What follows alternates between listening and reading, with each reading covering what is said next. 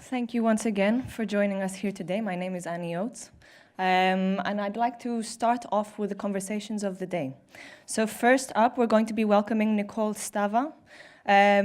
She got her BA in Political and Social Science at the Anglo-American University in Prague and Webster University in Geneva. She completed her MA in Cultural and Creative Industries at the King's College of London. And for 6 years worked as a consultant for Middle and Eastern Europe at Christie's, and continues working as an independent consultant at Christie's.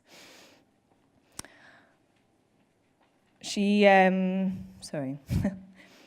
has experience in the international art market and also manages and maintains a large family collection of old masterpieces, Impressionist and modern art, contemporary art, and furniture collections in the Czech Republic and Switzerland. Alongside her family, she also runs a hotel, a golf course, forestry hunting chateau, and a Renaissance chateau at the picturesque town of Bechyne in the Czech Republic. She will be paired with Paul Spies, who graduated in art history and archaeology at the University of Amsterdam, and in 1987 founded DAR, an art historical consultancy and organizational bureau that produced many museum concepts, exhibitions, publications, marketing and communication campaigns, and television programs, amongst several others. He's also going back to this as well, and has been an ongoing kind of project that he's been involved with since its initiation. And in 2009 was appointed director of Amsterdam Museum, and has since then led the renovation of the presentations and organization of these museums, alongside partnerships with other heritage museums in Amsterdam. There's been several kind of projects which I'm sure you're going to pick on during your conversation as well. But it was also appointed chief curator of the exhibitions in Berlin in the Humboldt Forum in the Bechyne Castle that is currently rebuilt on the museum island and due to be opened in 2019. The pair will be discussing cultural heritage and the kind of availability and the need for it to be addressed and part of communities today.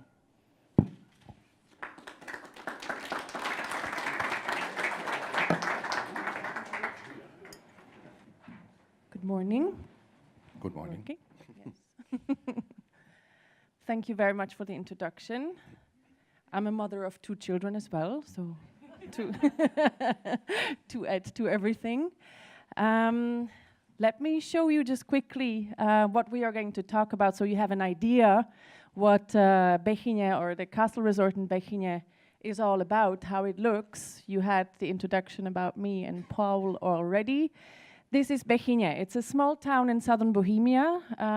It's 120 kilometers south of Prague in Czech Republic. And you can see here with the pointer, this is the castle. This is the whole area with its adjacent buildings. There is a hotel in Bechyne, a golf course back in the woods. And this is how the castle looks like. It's a Renaissance castle with 110 rooms. The main core of our business is, though, forestry and hunting. This is because we have 5,500 hectares of forests in the estate. We have the art collections that were mentioned that we take care of. We have the golf course. We have several accommodation locations, hotels, all in Bechyne, all in the same areas. We have 2 restaurants with a star chef. We have event locations that we rent. We have event management that we do. And this is, again, to come back to the area that we are going to talk about. Castle Bechyne on the left top. Then we have here the granary, so-called. This is the big riding hall.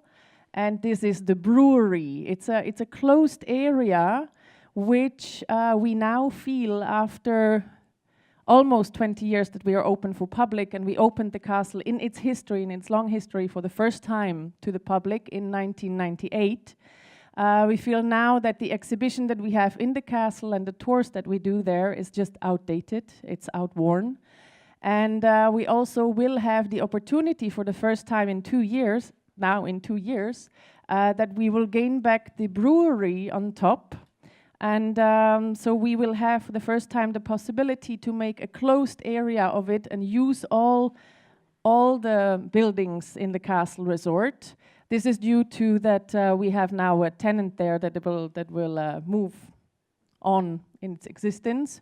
And so we have the unique opportunity to create there something that does not exist in our region, probably in Czech Republic as it is in such format. This is the Castle Bechyne, just to show you a couple of interiors. This is the brewery. This is the granary with its exhibition, or exhibitions that take part there. This is the big riding hall, which seats up to 950 people. Now, this summer, Paul gave us the honor to come to Bechyne and to visit us. And probably we can start with my question to you. What was your first impression when you saw it? It's in total 7,100 square meters of exhibition space that we are now trying to figure out what to do with it. Well, it's a beautiful place. I don't think this works yet. But my voice reaches far enough. Oh, it works. Fine, thank you. Of course, it is a beautiful place, and it's a beautiful situation, as you can see. But I was also shocked by the amount of work that comes with these buildings, because as you've showed, there is a lot of room, and you should know that. I think you made an estimate on the square meters you have. Yes, it's not it's 7,100 approximately square meters in the four okay. Buildings. So I'm director of only exhibition rooms. Yes. So only the exhibitions room you can empty for a concept. Yes. So I'm director of the City Museums of Berlin, and I'm curator in the Humboldt Forum. In the Humboldt Forum, we've got an amazing amount of square meters to make a huge exhibition on the international aspects of Berlin, which is 4,500 square meters. So you've nearly doubled the space, and you are not in the center of Berlin. In the center of nowhere. And you just showed that you have 10,000 visitors for the castle, mostly in summertime, and then you showed events, etc. Now, 7,100 square meters and 10,000 visitors, to me, makes the problem clear. We're not talking about huge amounts of visitors. We're not talking about a lot of income. And so the first question I had was, what do you want? And of course, we haven't discussed this enough. And I think you forgot the most important thing in the introduction. Talks. I mean, you want to have talks. You don't want to have, you want people not to stare at the ceiling. And so you should talk too. That's one thing, I believe. We have to take time for a discussion, but we also should talk. And it's exactly what's happening lately, that we try, like, you can't say ping pong, I believe, because it's the wrong name for the sport. But you have to go to each other and talk about what are the possibilities. You know much more than I do about the power that is to be found. I still have to learn. On the other hand, I'm from outside. I've got experience with opening up these kinds of buildings. An important moment was when I had to open up the Royal Palace of Soestdijk in Holland, which had an intermediate period. It's now bought by an institution called the Westergasfabriek, which is a famous place, which was the original example for the brewery, the cultural brewery here in Berlin, the Kulturbrauerei. So an old building given a new task, a new cultural theme, and Soestdijk in an intermediate period was going to open for the public, because once there lived a queen. She was called Juliana, and to elderly people she still is some kind of a hero. So everybody wanted to visit the palace. Now her daughter, who didn't like the place, took out all the furniture because she thought it was tacky. So we didn't have anything. We only had the building and it was empty. And still, we managed to have 4 years a guided tour that was sold out month before. Now, this is a queen. So the first thing I was trying to find, who is your queen? And I found Petr Vok. Now, we're not going to tell a lot about him, but believe me, he's somewhat of a character. And he made the Renaissance castle, which is actually on show. And if you make this person somebody who is going to be famous as a star, and how do you do that? That's, of course, the next thing. How are we going to put Petr Vok, well known in Czechia, in the market?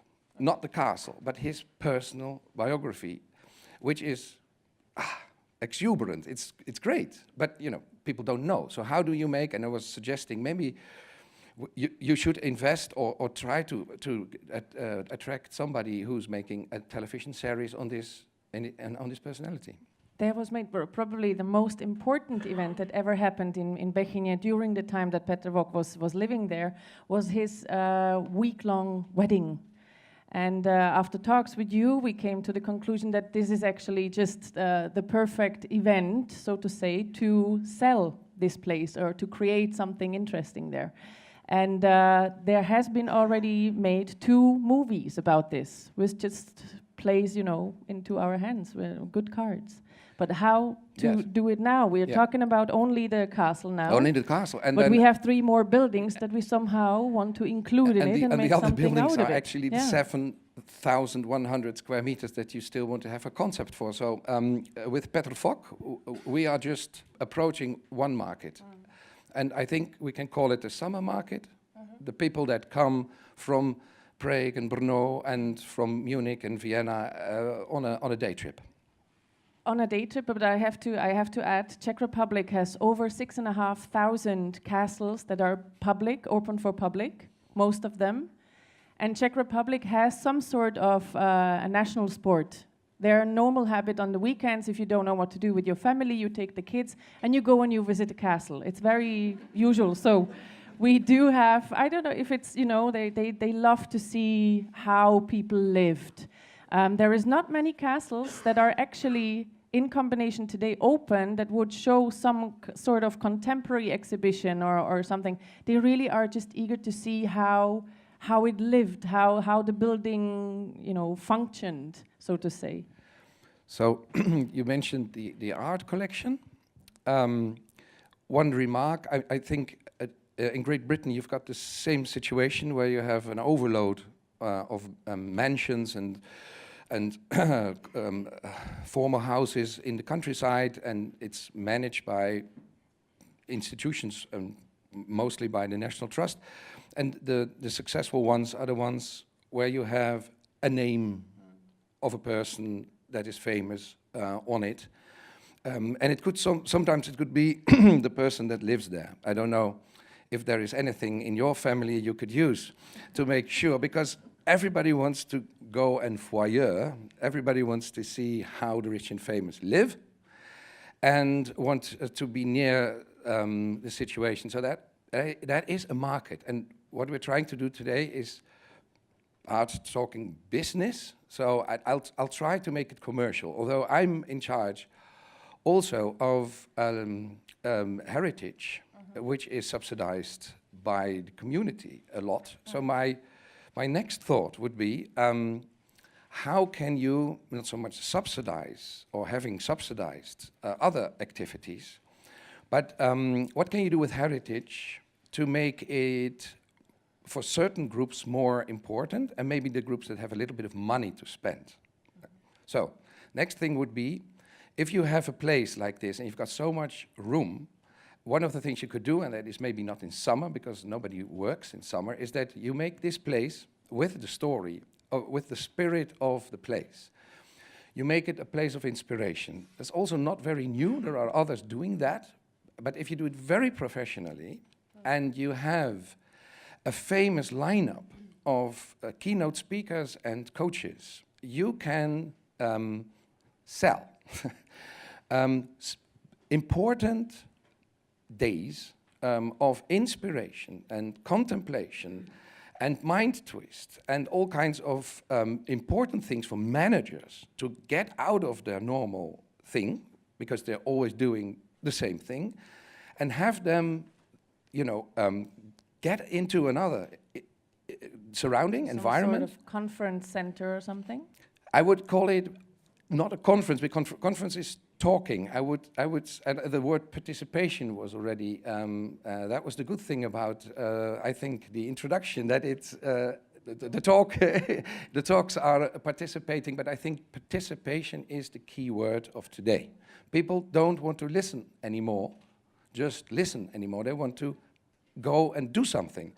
So a conference is talking, listening. So I would make it a hub of activity, which is totally surprising for people, that they do something totally different. Some men have to chop wood because they lost their connection with their original DNA. And you've got a lot of woods. I mean, so let these managers chop wood. That's just one silly example. But it helps them. And they get out of the normal thing. And this is what you can do also with a building. Like, for instance, part of the Stadtmuseums is the Nikolaikirche. And it's been treated till now, till I came, as only heritage. So there is a storyline trying not to, to be of disturbance to the building. And so nobody experiences anything. And we have to give meaning back to that building, because it was a religious building and everybody was there to experience something abstract, which was very important to them, and it's away. It's an empty thing. And then it was a political place, because the first parliament of Berlin was taking place there, so the city parliament. So it's a very important building, and it's still there if you touch it. Who can do that? Artists can.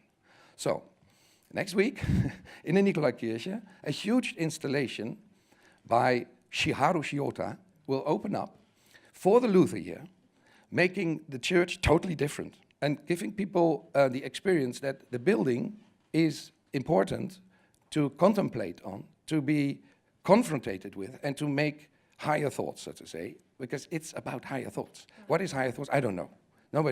Everybody experiences, we can't describe it. So I think that the art collection you have should not so much be an exhibition, which we have so much.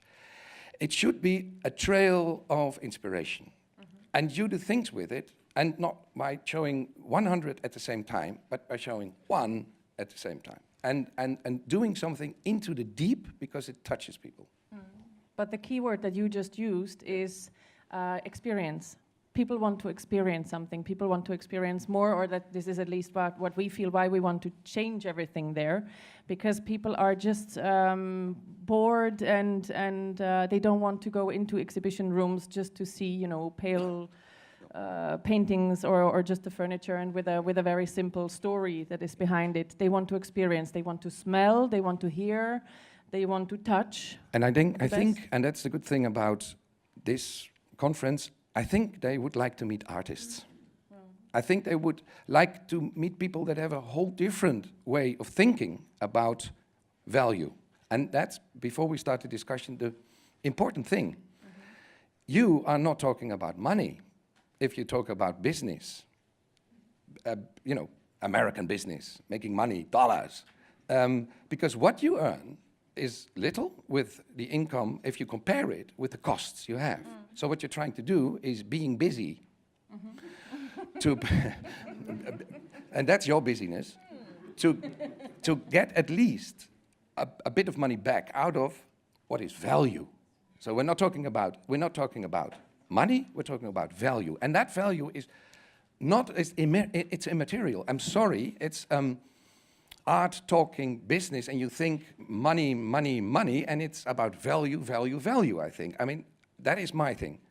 So I'm just a museum director, I'm not rich, but I've got so much value that, you know, you can't, I mean, and I think this is the role of heritage. Maybe much more than the big names in art where you can make a lot of money if you're a good salesman. But you use it at the end for community work. You, in fact, like, you know, preserving heritage, world heritage, I say, are mostly in charge to give away. And that is something that comes back, but it's not money. No, it's definitely not. And I think that our family, or at least my sisters who I run the business with, and probably our children one day will understand that actually what we do is we are, on one hand, the core side is the business, the money making, and then on the other hand we have the value, as you say. And we are very blessed that we have these both things, that we can actually combine those and grow, you know, as persons. But what you just said or mentioned, the community is very important. Of course, with such buildings, we could just say, okay, let's close it. We are not interested, or, you know, it's ours. Let's, I don't know, play tennis in the halls or something, which actually the last family who owned it until 1948, before it was state-owned, they actually had tennis courts in those halls. And but of course not, because we want to open it, we want to share it, we want to show, we want to have people, because we love it so much, we want to share what we experience there every day living there, at least for, you know, give the community probably back what they have there, but not only the community within Bechyne, but of course all the people that are interested in such. But how do we finance it? But if we put together, and I am from the business side of the art market as well, how do we calculate such a concept? And when we started to talk about it yesterday with Paul, it was clear, but you can't. It doesn't make sense, you know, it will never generate money. And I said, yeah, I know, but we could try. No, that's never gonna happen, you know. It's if you build up slowly, this is slow. I mean, you've got fast art and you've got slow art. This is very slow. So we have next generations that we give it to. You need your children to go on, and maybe from that nucleus, which you now start with different goal groups, with different products at different moments, you will find out what works and what doesn't work, and then you can make it bigger, and you can also be an example. You could be also a consultant and sit here and talk about how you did it. Later? One day. Thank you. So, questions?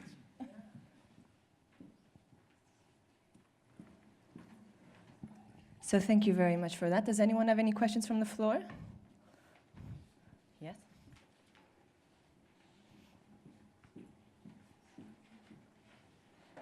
Thank you. Laura here with the Finnish Institute. I have a question. Next year is the year for cultural heritage in Europe. I think the information came out quite late that this year is really going to happen, as I understood.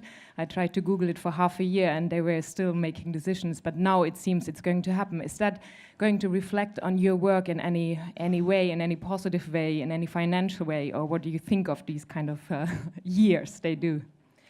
I think they're very important that they are there, but unfortunately for us, I think it's too soon.